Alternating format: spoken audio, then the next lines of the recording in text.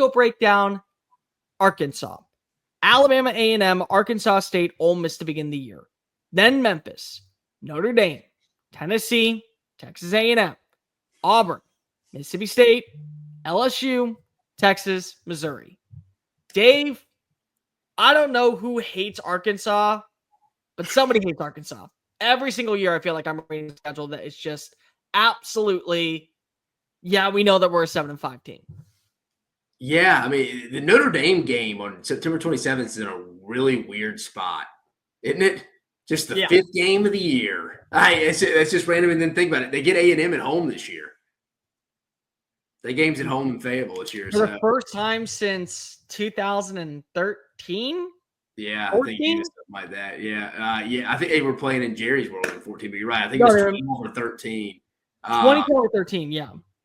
But no, you're right, man. I mean, tough schedule. You dropped Oklahoma State for Notre Dame. Again, I think Notre Dame at home, if you got them, I kind of like it better if you got them earlier in the year by that point. I mean, again, Notre Dame has some holes. They lost Al Golden to Cincinnati, lost some guys on the defensive side of the ball. So, I mean, yeah, I think it potentially could be a winnable game at home in Fayetteville for sure. Do I think they win it right now? Probably not. Again, I'm not very high on Arkansas's personnel, especially on defense heading into the year. Don't really like the receivers outside of Taylor Green and just being Bobby Petrino's second year. Not high on the Hogs, but you're right. I mean, there's no sugarcoat it, Barry. You hit the hammer on the head with that one, dude. Tough schedule. Most winnable conference game, in your opinion? Winnable conference. It's got to be Mississippi State at home, right? Yeah, I would say so. Yeah. If you had to pick another one, would you say it would be A&M? Would you say it would be Auburn? Maybe Missouri at home if Missouri's not really living up. But they never win that game. Yeah, that's my thing. And I don't think Arkansas is going to be very good either. Hey. It's Mississippi State. I mean, like, it feels like it's Mississippi State or bust right now. I mean, think about it. Sam Pittman may not even be coaching in that game against Missouri. Now, what's the most winnable game? Alabama A&M? Oh, just on the schedule? Yeah, the SWAC team, Alabama A&M. The Bulldogs. Easy loss. The loss I'm most confident in. You're already marking it up. It's a permanent marker. Put down the L. I'm going to go at LSU. Yeah.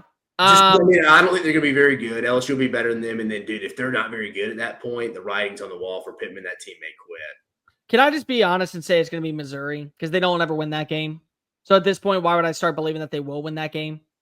Like, there's something about the Texas matchup that I'm circling. I'm saying they're probably not.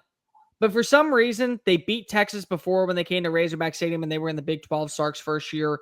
It was a competitive game last year at times to where you were kind of just sitting and wondering, hey, is this going to end up being in favor? Is there going to be one or too many mistakes to where Arkansas will actually stand a chance?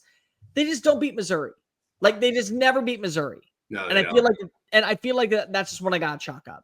Because A&M, I could see a scenario where they do it. Auburn, I could see a scenario where they do it. I could see a scenario where they lose, where they beat LSU, and it's just like the prime time event for an ultimate letdown by Brian Kelly.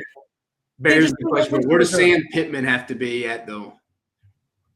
after the Tennessee game? What does his record have to be to survive, in your opinion? 3-3, or 3-4. I mean, you got to get the first. I mean, geez, if you lost Arkansas State in the Little Rock, all right. So, giving your first two. Given your first two, you have to lose at Ole Miss. Think you lose to Notre Dame. You got to get Memphis. Yeah, I mean, so I would say you're right. He's still got a fighting chance. You're right. If he's 3-4, if you're 3-4 in that stretch, to where you play A&M, Auburn, Mississippi State next, you still have a shot to survive. At least for now, I would say. 3 must-win games, in your opinion. 3 must-win. Yeah, I'm gonna caveat it and say you can't have Alabama, A&M being one of them, or Arkansas State. I mean, if you're trying to. That's a must-win. Oh, you got to win that. I'm just going to give them. I'm going to give it. I think, Memphis is one you got to get. Mississippi State's another one you got to get. And for me, dude, that last 3 games, LSU, Texas, Missouri, like I'm not even including them because I think at that point, I think we're going to have a good feel for his future. And if it's already the writings on the wall, I'm not going to count. So, for must win, for them to have momentum rolling into that last month, they're going to have to collect some wins early. So I think it's Mississippi State, Memphis, and I'm going to go We'll go Texas A&M. So you said Mississippi State, Memphis, Texas A&M? Yeah. I'm the same 3. So we don't have to spend a lot of time. The A&M one I think is really interesting because if you were to play that game in College Station, I probably would say let's flip it to Auburn, let's flip it to LSU, let's flip it to Ole Miss maybe, but it's in Fayetteville. Like, as much as I want to say the Tennessee game, you should be able to at least play confident football because of if I'm just going straight off a quarterback, Taylor Green is miles ahead of what I think Joey Aguilar is right now. But you're playing it in Neyland. That's going to factor in. A&M. Bear, listen to this. I 100% agree with you. They have to collect wins at home. Their road conference schedule at Ole Miss, at Tennessee, at LSU, and at Texas. I don't think you get any of those. So if you had to pick one, which one is the most winnable? Out of those 4? Yes. Ole Miss, LSU, Texas, and at Tennessee. Probably at Tennessee or at Ole Miss. You get Ole Miss early. I think it's at Ole Miss is the most winnable because we don't know where we're going to get in quarterback. No, I agree. You get them early. But like at the same time, I'm also saying to myself, Tennessee, October 11th. At that point, we're going to know what Joey Aguilar is as a quarterback. Yeah. And so if he's not living up to expectations, you may turn to Merklinger at that moment. Can you take advantage of a kid that's probably in his first or second real legit game where he is seeing significant reps? No, like you're right. You can make an argument for either Ole Miss or Tennessee. You're not wrong. Ceiling and floor. What's the ceiling for this Arkansas team this year? All right, Bear, let's spell it out here. All right, best case, Alabama A&M, Arkansas State, Memphis State are wins, 4 wins. That's 4 wins. Those are your 4 wins. Let's just say you get 2 conference wins at home. You beat A&M. And you beat Missouri. Let's just say hypothetically, there's 6. I don't think you're winning a road conference game as we stand right now. So there's 4 losses. So that comes down to 2 more. It comes down to the 2 games of Notre Dame and Auburn. To me, dude, I'm gonna be honest with you, man. I hate saying this because I have buddies on that staff, dude. I think the ceiling of this team is 6. I hate saying that. I just don't think this is going to be a very good football team, man. And to your point, how you not started us off, this is a tough schedule. 7-5 is, I think, the ceiling, and it's all based off Taylor Green play. If Taylor Green can elevate the roster year 2 with Bobby Petrino as his offensive coordinator, Alabama A&M, Arkansas State, Ole Miss, Memphis, Tennessee, Texas A&M, Auburn, Mississippi State are all winnable games, and Missouri. So there's 9 winnable games if your quarterback is going to meet expectations. You're not winning all those games, but they're all winnable games.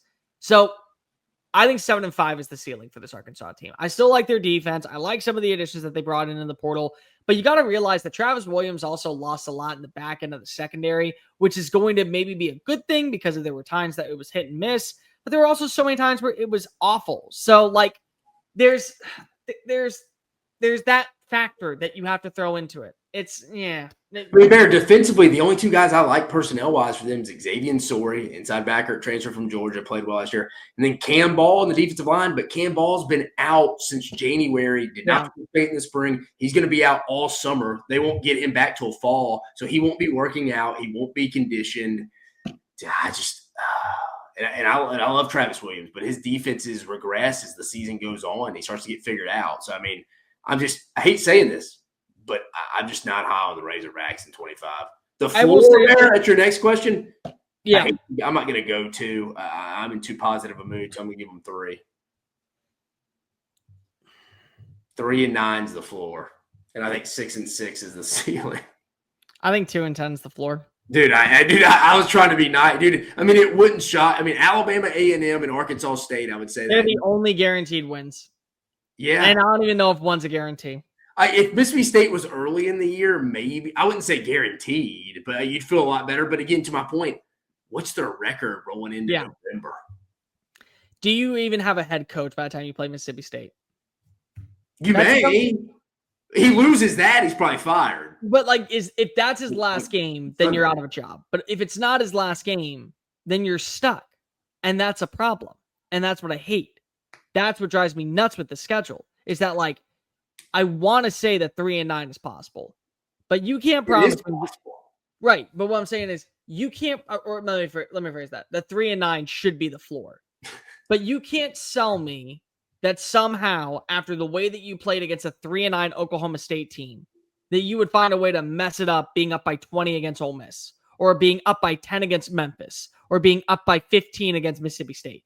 I can't buy into it because of how much you lost and how much of this portal took out of you in the winner's cycle, and you weren't able to recoup it. So like, there's a world where 7-5 is absolutely on the table. There's also a world where they lose to Memphis in week 4 and they say, "No, we're done. No, this is ridiculous. We can't do this. We're done."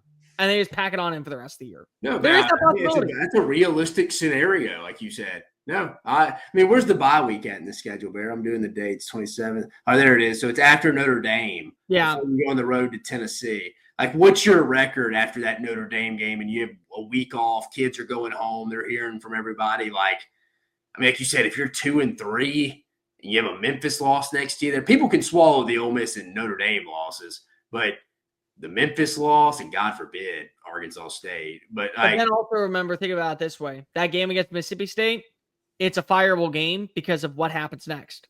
Bye week before you play your last 3. Agree. He loses to Mississippi State, and that puts them totally out of bowl contention. Hunter Yurachek is going to have to fire him that Sunday. Yeah. You hate saying that, but it's just the truth. It's the reality. All right. Well, we both agree. Probably in that bowl range at best. What'd you say, Bear? I said ceiling 6 and I said 7. 3. What'd you say? So you and I literally just are off by 1. Yeah, we flipped. Yeah. Yeah. You're 6-6 for ceiling. I'm 1 higher when it comes to ceiling. You're 3-9 on floor. I'm 1 lower on floor.